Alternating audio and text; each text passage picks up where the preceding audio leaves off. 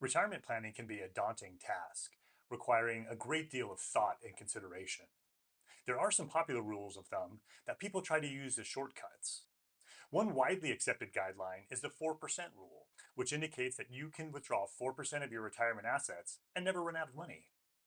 Other rules declare that you need a certain dollar amount before you retire, maybe 1 million or even $2 million. But the problem is, these rules are just too overly simplistic for something as important as retirement planning. Today I'm going to discuss why these rules are inadequate. And make sure you stay to the very end where I discuss the various components that should be included in a comprehensive retirement plan. As a special bonus, I will give you a link to my free ebook called The 8-Step Retirement Roadmap.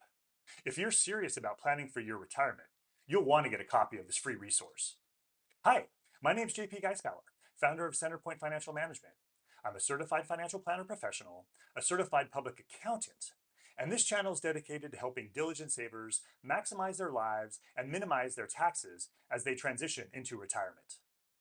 The dream of retiring comfortable is a common goal, but achieving it requires more than just following a one-size-fits-all rule.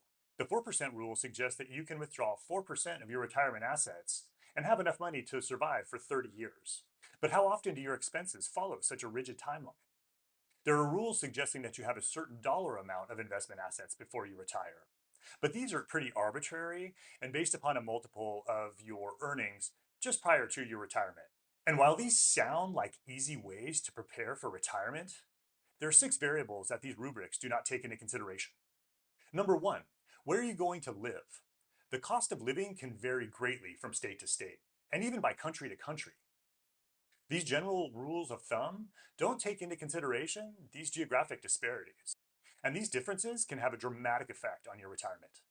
Housing costs, property taxes, healthcare, entertainment can all vary widely by location. If you're planning to relocate in retirement, it's crucial that you take these differences into consideration to estimate your future expenses. Number 2, how healthy are you? Your health and longevity is a critical component to your retirement plan, as they will directly influence how long your savings needs to last. The retirement rules of thumb do not take into consideration your medical history, lifestyle choices, and overall well-being. To gain a clear picture of your retirement needs, you'll need to consider such factors such as pre-existing conditions, family health history, and whether or not long-term care should be a part of your plan. Number 3, what are you going to do in retirement? Retirement often gets broken down into 3 time frames: the go-go years, the slow-go years, and the no-go years. The go-go years are generally your first years of retirement, where you have the resources and the health and the time to finally do all the traveling and life experiences that you hadn't had the opportunity to do while you were working. So generally speaking, the expenses of the go-go years will be considerable. Then life will transition into the no-go years, where maybe there's health considerations or mobility considerations, where you're not able to do the things that you were able to do in the go-go years. This will likely result in a lower cost of living. And finally, there's the no-go years, which might consider the factor of being in a long-term care facility. So these particular years may be more expensive. So as you can see, the costs in retirement aren't necessarily going to be uniform. So relying upon a rule of thumb that just has a uniform drawdown strategy is obviously not the best method. Number 4, in what type of accounts are your investments held? There are typically 3 types of accounts: your taxable brokerage account, your pre-tax retirement account, and your Roth account. Each of these will have different tax considerations as you draw them down.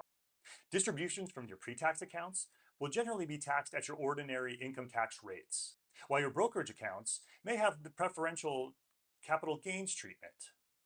And finally, your tax-free Roth accounts, well, they'll be tax-free forever. So you can see that if you've got $2 million in a Roth account versus $2 million in a pre-tax retirement account that's going to be taxed as you withdraw from it, well, those 2 accounts are going to have a meaningful after-tax difference. So those general rules of thumb essentially ignore the tax associated with the account in which your investments are held. And ignoring such a critical component just doesn't seem prudent in a retirement plan. Number 5, how are your assets invested? Your investment portfolio's composition can greatly impact your retirement income. Equities generally offer higher returns, but there's a lot more volatility associated with them.